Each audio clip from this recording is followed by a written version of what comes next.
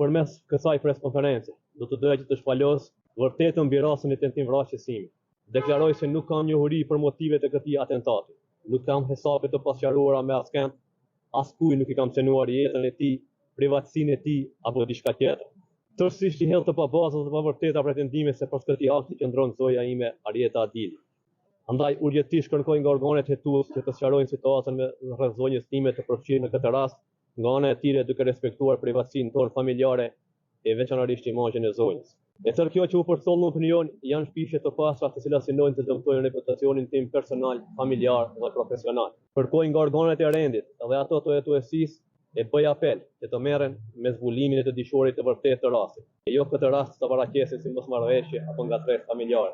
Edhe një herë kërkoj nga organet e ndjekjes që të merren me zbulimin e kryerësit të vërtetë të këtij atentati, duke e vënë në dispozicion bashkëpunimin tim çdo herë kur ta kërkojnë nevoja, që ndihmojmë në zbardhjen e këtij rasti. Nga se unë vetë personalisht jam i interesuar që këtë çështje të merr epilog sa më shpejt dhe e vërteta të delë në shesh.